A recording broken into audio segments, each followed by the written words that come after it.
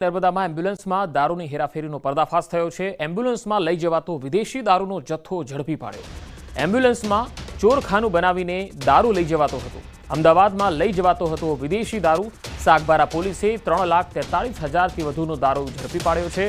વિદેશી દારૂ એમ્બ્યુલન્સમાં મળી કુલ 13,53,000થી વધુનો મુદ્દામાલ જપ્ત કરાયો છે। રાજસ્થાનના કરોલી ખાતેથી લઈ જવાતો હતો આ દારૂ। તો નર્મદાનો આ બનાવ એમ્બ્યુલન્સમાં દારૂની હેરાફેરી। તમે વિચાર કરો કે જે એમ્બ્યુલન્સનો ઉપયોગ ગંભીર જે દર્દીઓ હોય છે તેને તાત્કાલિક સારવાર મળી રહે તેના માટે થતો હોય છે। વધુ માહિતી મેળવીએ સંવાદદાતા દીપક પટેલ નર્મદાથી જોડાયા છે। દીપક, આ એમ્બ્યુલન્સમાં દારૂ કેવી રીતે અને કેટલા સમયથી, અને ડ્રાઈવરને ખબર હતી કે નહીં, શું વધુ માહિતી? બિલકુલ પંકજ, ખાસ વાત કરીએ તો જે નર્મદા જિલ્લો છે એ મહારાષ્ટ્ર અને રાજસ્થાનને અડીને આવેલો જિલ્લો છે।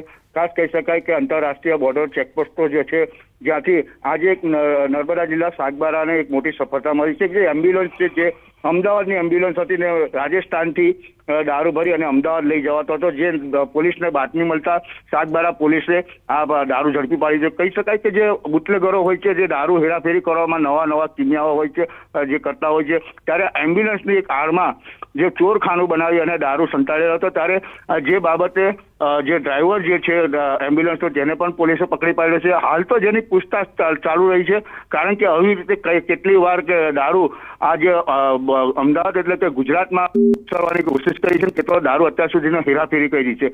ત્યારે હાલ તો જે સાગબારા પોલીસ છે જે એ પોલીસને મોટી સફળતા મળતા આજે લગભગ 3.5 લાખ જેટલો જે દારૂ છે જે પકડી પાડવામાં સફળતા મળી છે। જી દીપક, આભાર માહિતી આપવા માટે। દિવાળીના દિવસે માટીના દીવા પ્રગટાવવાનું વિશેષ મહત્વ છે, જેને લઈને શક્તિપીઠ અંબાજીમાં દીવા બનાવવાની કામગીરી પૂરજોશમાં ચાલી રહી છે।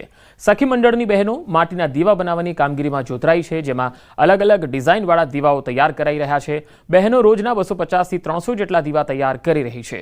દીવાની પવિત્રતા જળવાય તે માટે છાણ અને લાકડામાં દીવા પકવી અને દીવાઓ તૈયાર કરવામાં આવી રહ્યા છે। આ ગરીબ બહેનો દીવા બનાવી રોજગારી મેળવવાનો પ્રયત્ન કરી રહી છે। દિવાળીની સિઝનમાં દેશી દવાની ખરીદી કરી અને સ્વદેશી અપનાવવાની બહેનો દ્વારા અપીલ કરવામાં આવી રહી છે, જેથી ગરીબ કારીગરોના ઘરનું ગુજરાન ચાલી શકે।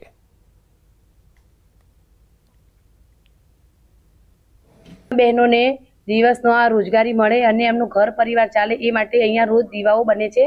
આ દીવાઓને અમે રેડી કરી અને પોતાના હાથથી બનાવી અને અમે દેશી ભઠ્ઠીમાં જે કે લાકડા અને ગાયના છાણમાં એ દીવાઓને અમે પકવીએ છીએ।